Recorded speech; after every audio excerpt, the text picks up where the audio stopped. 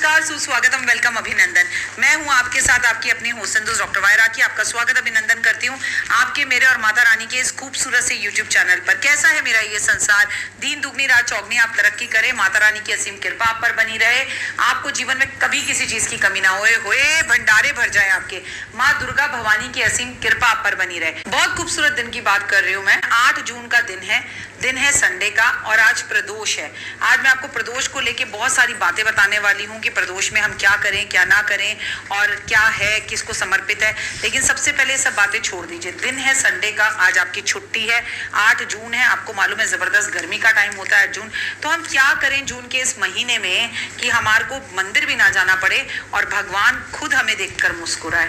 सिर्फ प्यासे को पानी पिलाइए। जी हाँ, कहते हैं ना, कभी प्यासे को पानी पिलाया नहीं, फिर मंदिर जाने से क्या फायदा। आज आप जगह जगह पर पक्षियों के लिए, गौ माता के लिए, चिड़िया के लिए आप बहुत सारी जगह पर मिट्टी के बर्तन रखेंगे, वहां पर पानी देंगे। और अगर मिट्टी के बर्तन लोगों ने पहले से रखे हैं तो आप जाकर उन बर्तनों की सफाई करेंगे और फिर उसमें ताजा पानी अपने घर से ले जाकर भरेंगे, क्योंकि ये हमारा एक कर्तव्य है। This is our responsibility. ये कोई उपाय नहीं है, इसको मैं आपके माध्यम से बार बार बोलती हूँ। 8 जून की बात करेंगे, संडे का दिन है, प्रदोष है, और प्रदोष की तिथि भगवान शिव को समर्पित होती है। पहले तो प्रदोष का मतलब क्या है वो समझ लीजिए। प्रदोष का मतलब होता है शाम का समय, गोधूली बेला, ना तो सूर्य अस्त हो ना सूर्य दिख रहा हो, सूर्य सोने के लिए जा रहा हो इस तरफ से, यानी कि हमारी तरफ से टाटा बाय बाय कर रहा हो और अमेरिका की तरफ सूर्य उदय कर रहा हो। ऐसा ही होता है ना। तो याद रखिए, इस टाइम पर ये प्रदोष काल तो रोज होता है, लेकिन शुक्ल पक्ष और कृष्ण पक्ष में प्रदोष आता है।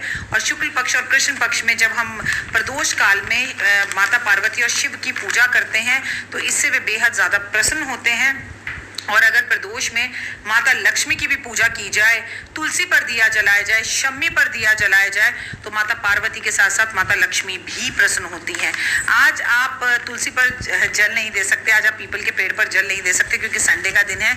लेकिन जब भी संडे का दिन हो, पति पत्नी को कोशिश करनी चाहिए कि अगर आपकी भी छुट्टी है तो आप एक साथ जाकर आसपास के शिव मंदिर में अपनी पूजा की थाली बनाकर लेकर जाएं, जिसमें रोली, चावल, कपूर, अगरबत्ती, हल्दी, कुमकुम, बेलपत्र और प्रसाद और फल, जो प्रसाद आपने घर में बनाया हो, और धतूरा, और उसके अंदर गंगा जल, गुलाब जल, पुष्प, फल, और ये 1 लोटा जल, दूध, दही, शहद, चीनी, घी, और कम से कम 7 से 8 दीपक आप बनाकर लेकर जाएं।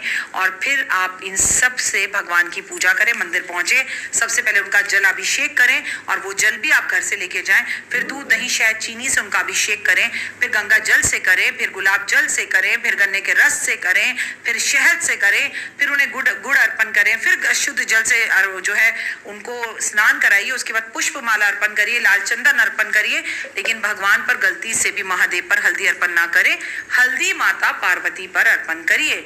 उसके बाद ताजे ताजे पुष्प उन्हें अर्पण करिए। पुष्प अर्पण करने के बाद उनके ऊपर आप श्री राम लिखकर चंदन से बेलपत्र अर्पण करिए। उसके बाद धतूरा अर्पण करिए, और जितना हो सके वहां बैठकर ओम नमः शिवाय का जाप कीजिए। 5 दिए वहां जलाइए।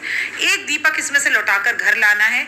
इसके सिवा अगर आपके पास 2 दीपक बड़े हैं तो शिव मंदिर के दाएं और बाएं चौखट पर भी 1-1 दीपक जला दीजिए। 5 बार ताली जरूर बजाइए, घंटी बजाइए, और महादेव से अपने मन की बात कहिए। अगर आप प्रदोष के व्रत रखते हैं तो बहुत उत्तम, और अगर आप नहीं रखते तो रखना शुरू कर सकते हैं, क्योंकि शुक्ल पक्ष और कृष्ण पक्ष के प्रदोष के व्रत मैं आपको लगातार बताती हूँ। आज प्रदोष है, आज एकादशी, आज अष्टमी, आज चतुर्थी है।